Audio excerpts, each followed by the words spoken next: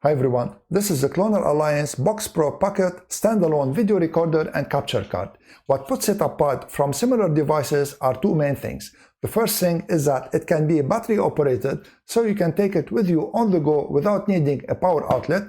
And the second thing is that it has multiple inputs, including analog inputs. So you can use it, for instance, to convert an old VHS tape into a digital files, and of course you can also use it with any high quality HDMI input, and it will also record a digital file for it, or also you can capture it on your PC. So in this video, I'm gonna show you its ports and how to connect it. I'm gonna also show you how to operate it and its menu settings, and we'll be testing it by converting this VHS tape to a digital file. And at the end, I'm gonna tell you what I like and what I don't like about it. So let me start first by showing you what comes in its box. Let's open the box.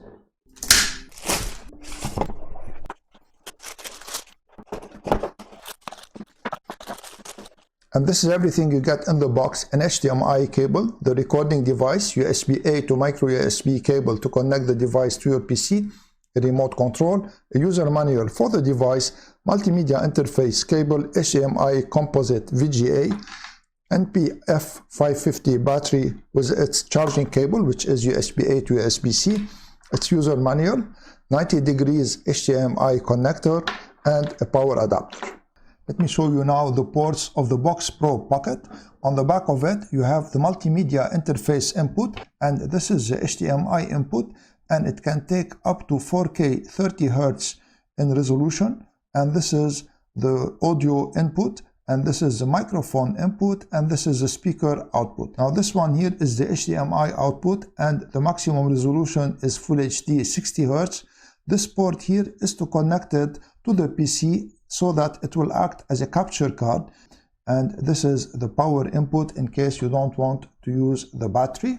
And on the side of the Box Pro Pocket, you have USB port and you have a TF card port, and this is the storage so that you can record directly on them. So now let me show you the menu and the controls of this device, and I'm gonna show you also a little bit the remote control. To turn it on, you have to press this button and hold it for 1 second. And now it turned on, it's gonna boot. So here it booted, and you see the screen here. By the way, this is a nice screen. It's not a touch screen, it is a 3 inches LCD screen. So to go to the menu, you need to press on the home button here. You have the settings menu, and then you have the brightness and the coloring menu, and you have the audio, and this is the scheduling and the time. Let's go back to the settings. So in the settings, you can show the time here, and you can change the recording resolution.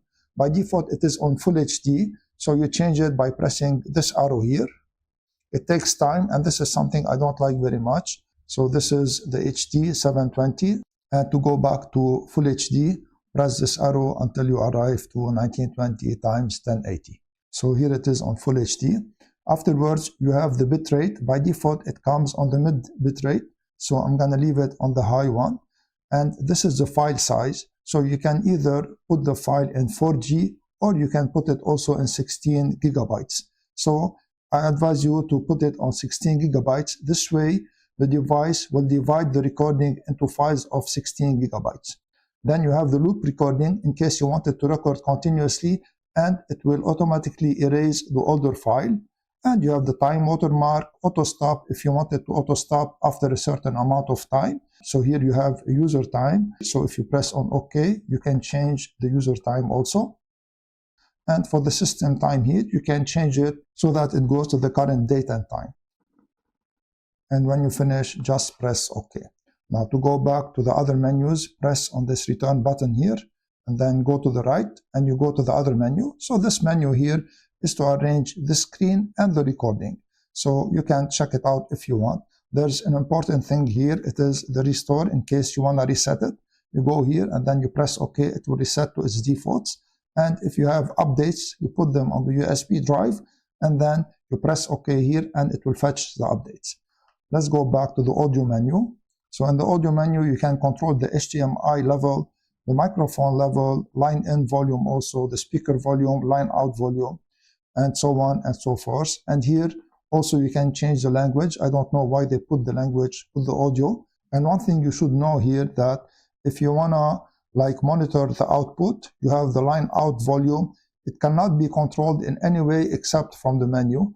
And this is a shame because while you are recording, you cannot go into the menu and you cannot even control it with the remote control. So let's go back here. Let me show you the time here. So here you can schedule the recordings. You need to put it to on and then go down and change it to once or every day. And you can change the time here to the time that you want. So let's go back. Let me show you the remote control. On the remote control, you have almost everything except the on-off button. Let me show you now the other buttons. So you have the record button, and the same one is to stop the recording. This is to play the videos that are already on the USB drive.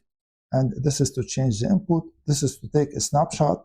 And this is to delete the videos in case you want to delete some videos. And this is to turn off the display and to turn off the machine. So one press here. It will ask you if you want to turn off the display in case you're using the battery so that you can save the battery, or you can turn it off by pressing and holding for 8 seconds. The machine will turn off. And here it is turned off. Now that you saw how to operate the Box Pro Pocket, I'm gonna show you how to copy a VHS tape to a digital file using it. So what you need is the MMI cable that I showed you, and you also need the RCA cable that comes with your VCR, and you need a USB drive or ETF card so for it to hold the files that we're gonna create. So I'm gonna bring the camera up close to show you how to connect everything. I'm gonna start with the connections on the back of the VCR. You have the video output and you have the right audio and the left audio. So start by connecting the video output, which is the yellow one. You cannot get it wrong because the color of the cables. So match the color to the color here, and then connect the red to the audio output right, and then connect the left, the white one here. And now the second step is to connect the MMI cable of the Box Pro Pocket. So you have the RCA end of it. So match the color to the color simply and connect everything here. Make sure that they are connected securely. And now you need to connect this end, which is the MMI end, to the MMI entry of the Box Pro Pocket. So connect it also securely. So now to perform the copy, you need to insert the USB drive in the Box Pro Pocket. Turn on the VCR, and let's put the VHS tape in the VCR. And let's turn on the Box Pro Pocket. So you notice that the VCR is displaying here. I know that my tape is 4:3 aspect ratio. So on the remote control, I'm gonna press 4:3, and then I'm gonna start the recording and then play the tape. And you're gonna notice that the video will play here. So I'm gonna record only for 10 seconds or so, and these are commercials. Of course, you can copy the whole tape. So let me stop the recording now. And to visualize what you have recorded, you can do it here and on your PC. Let me show you both. To do it here, press on this play button and then select USB because we recorded on the USB drive. It will give you all the files that are on the USB. So it is the latest one. Select it with the arrow, press OK. And now it will play, and here you can see what you have recorded. So this is the recorded file. Let's go to the PC now and show you the recorded file, also to see its quality. So this is USB drive on my PC. Let's play the latest file that I just recorded. Taste, texture, and color kids love. 13 essential nutrients. It's been a slide.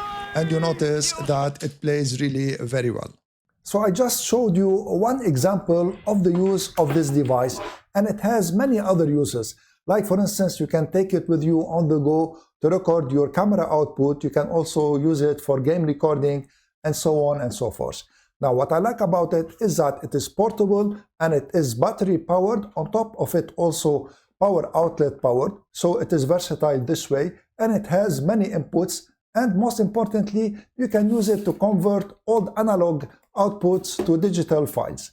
Now, what I don't like about it are only two things. The first thing is that they are still using a micro USB port, and this is really like outdated because nowadays everyone is using USB-C.